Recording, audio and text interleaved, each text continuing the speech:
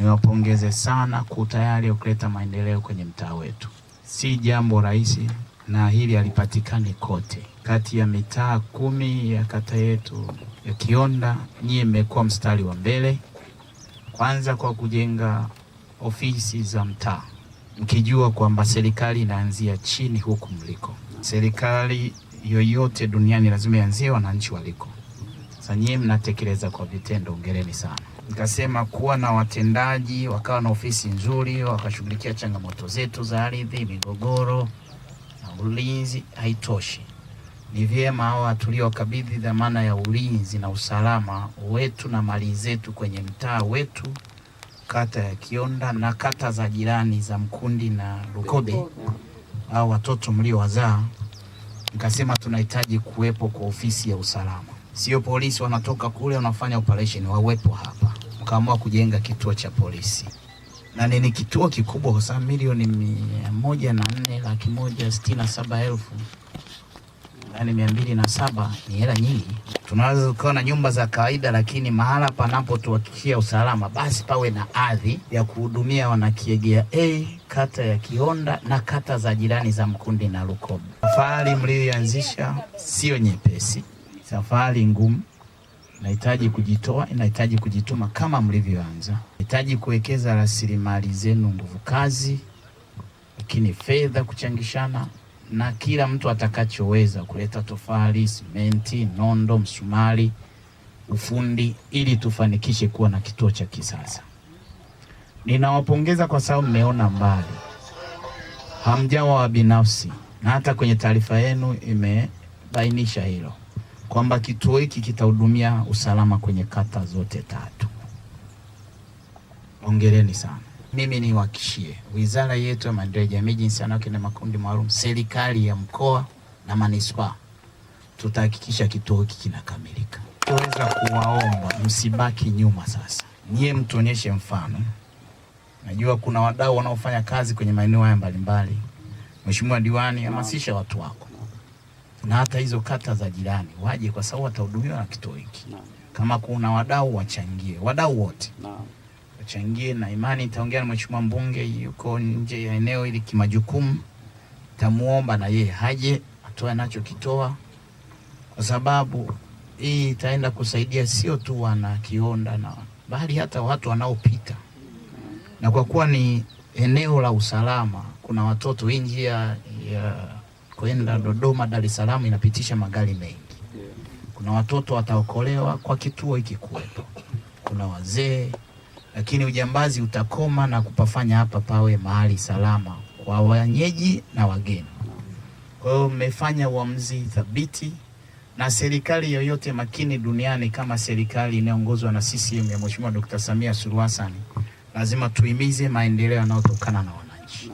Tunachokisisitiza kupitia wataalamu wetu wa maendeleo ya jamii ni wananchi kubaini fursa mbalimbali zinazowazunguka, kuweka mikakati ya kuzitumia na kuzifikia, kujiletea maendeleo wenyewe.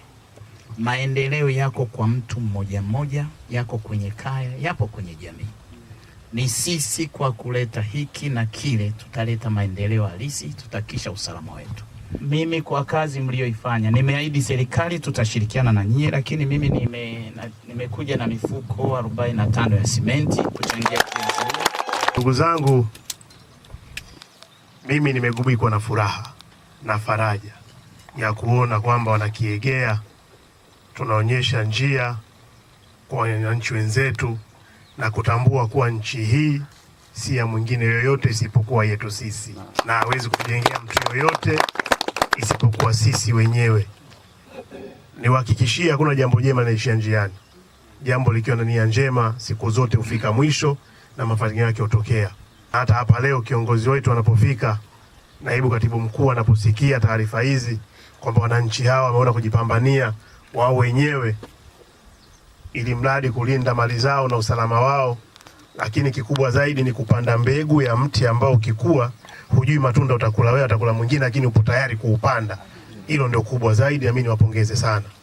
Tunakukaribisha sana Kiegea na tunakushukuru sana, kwani umefanya wana Kiegea wajione kwamba hawajasahaulika. Wanapotembelewa na viongozi wakubwa kitaifa, inaleta faraja sana, na naamini utatuzi wa changamoto zao unafikia kwenye hatima njema.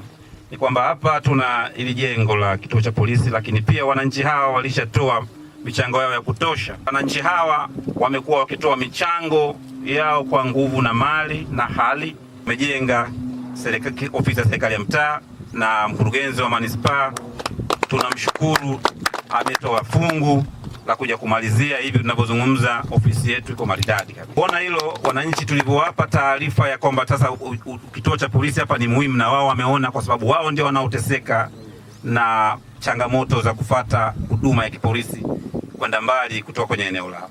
Mpaka hapa tulikofikia ni kwamba wananchi wamejitahidi ya kutosha na bado wanaendelea kuhakikisha eneo hili linakamilika. Mpaka sasa wameweza kufikia kwenye hatua ya msingi. Bajeti iliyosomwa ya mradi kwenye hatua ya boma ni tofali 4, lakini mpaka sasa tumekuwa na uhakika wa tofali 1400. Kwa hiyo tuna utofauti wa tofali kama 3000 ambako tumekuwa tunaendelea kutafuta michango kwa kuhakikisha ili boma linasimama. Lakini pia tuna uhitaji wa nondo 64, lakini pia tuna uhitaji wa mifuko ya simenti, kwa sababu bajeti yetu mpaka kufika kwenye boma inahitajika mifuko 440, lakini mpaka sasa tuna mifuko 84 ambayo tunaendelea nayo kwenye hatua ya sasa. Kwa hiyo tuna upungufu wa mifuko kama 356, lakini tunashukuru pia mkurugenzi ametupa gari na ametujazia mafuta kwa ajili ya kusomba kifusi. Hivi sasa hivi gari iko Boropit inapakia kifusi. Kwa hiyo tunakushukuru wewe pamoja na mkurugenzi. Lakini wananchi hawa bado wamekuwa wako tayari kwa lolote litakalokuwa linahitajika wakati wowote, iwe mchana au usiku.